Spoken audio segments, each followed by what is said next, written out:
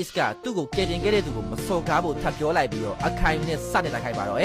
Iska မီးလောင်သွားပြီးတော့ပြန်ကန်ထွက်လာလို့အားလုံးနဲ့ထူးဆန်းနေပါပြီလူဖီက AC ကိုလိုက်သွားဖို့လုပ်တဲ့အခါလူဖီရဲ့အင်အားတွေကလည်းအကန့်အသတ်တစ်ခုကိုရှောင်းနေပြီမို့လို့လဲချသွားခဲ့ရပြီးတော့ AC ရဲ့ VP ကလေးကလည်းထွက်ချသွားခဲ့ပါတယ်လူဖီတို့ညီကိုညောင်စလုံးကိုတော့မလွတ်ပေးနိုင်လို့အခိုင်တို့ကဆိုပါတယ်တေချာကြည့်ထားဖို့အခိုင်တို့က Ace ကိုပြောလိုက်ပြီးတော့လူဖီစီကိုဦးတည်ပါတော့ရှုံးတဲ့ဆိုလို့ Ace ကလူဖီကိုကာကွယ်ပေးလိုက်ပြီးတော့အခိုင်တို့ရဲ့လက်တီးက Ace ရဲ့ရှင်ဘက်ကနေဟောင်းလောင်းကြီးဖောက်ထွက်သွားလာတဲ့ကြိုင်နဲ့ VP ကလေးကလည်းမီးစတင်လောင်ကျွမ်းနေပါပြီကပ်ကလည်းသူ့မီးတွေစိတ်နဲ့စိတ်တွေထုတ်ပြီးတော့အခိုင်တို့စီကိုဦးတည်လာနေတဲ့အခါစံကူကူကပြေးသားရပါတော့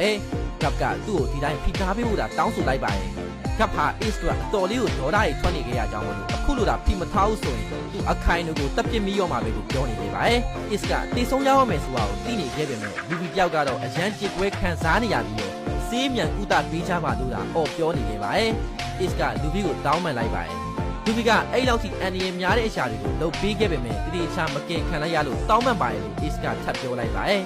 ဆရာဝန်လည်းရှောင်းလာခဲ့ပြီးတော့ Ace ရဲ့ခံရကိုကြည့်တဲ့အခါသူလည်းအတော်လန်သွားခဲ့ရပါတယ်ဆရာဝန်ကတွန်းဆုတ်သွားတော့လူဖီလည်းအမြန်တစ်ခုခုလုပ်ပေးပါလို့အော်ဟစ်နေပါတယ်အခိုင်တွေရဲ့ထိုးကြမှာ Ace ရဲ့အတွင်းကလေးစားတွေအထိပါလောင်ကျွမ်းသွားပြီဖြစ်တာကြောင့်မလို့ Ace လည်းသူကအကြာကြီးခံနိုင်တော့မှမဟုတ်ပဲကိုယ့်ရဲ့အသက်ကုန်တော့မဲ့အချိန်တော့ကိုယ့်ကိုသိပါတယ်လို့လူဖီကပြန်ပြောလိုက်ပါတယ်။တွန်းညီကိုငယ်လေးကလေးက Ace ကငါလုံးဝမသိနိုင်ဘူးဆိုပြီးတော့ဂတိတွေပြီးခဲ့တာကိုမှတ်မိသေးတယ်မလားလို့လူဖီကအော်နေခဲ့ပါတယ်။ Ace ကလူဖီအိမ်မက်တွေပြေဆုံးသွားမယ့်အချိန်ကိုမကြည့်နိုင်တော့ကနောင်နှမ်းရမိရဲ့ဆိုပေမဲ့လူဖီတာဆိုရင်တော့တေချာပုတ်လုံးနိုင်မယ်ဆိုတာသူယုံကြည်ထားရလို့ပြောလိုက်ပါတယ်။တနေ့ကျရင်အသေးချာကိုပင်နဲ့ထွက်ပြီးတော့ဘသူထက်မဆိုလွတ်လပ်ပြီးတော့ကိုယ်စိတ်တိုင်းကြနေကြမယ်လို့လူဖီနဲ့ Ace ကဂတိတစ်ခုကိုလည်းထားခဲ့ချကြပါတယ်။အဲ့ဒီနေ့ကပေးထားခဲ့တဲ့ဂတိအတိုင်းပဲ Ace ကသူ့ဘဝမှာနောင်နှမ်းရစရာလုံးဝမရှိဘူးလူဖီကိုပြောလိုက်ပါတယ်။အခုသူပြောမဲ့စကားတွေကိုနောက်မှအားလုံးကိုပြန်ပြောပြပေးဖို့ Ace ကလူဖီကိုတိုးတိုးလေးပြောလိုက်ပါတယ်။အဖေကြီးနဲ့တငယ်ချင်းတွေအားလုံးပြီးတော့လူဖီဒီနေ့အထိဒီလိုဘာမှသုံးစားမရတဲ့သူနှဆိုးသွေးစီးစင်းနေတဲ့သူတယောက်ကိုချစ်ပေးကြလို့အားလုံးကိုကျေးဇူးတင်ပါတယ်လို့ Ace ကမျက်ရည်စားရည်နဲ့ပြောပြီးတော့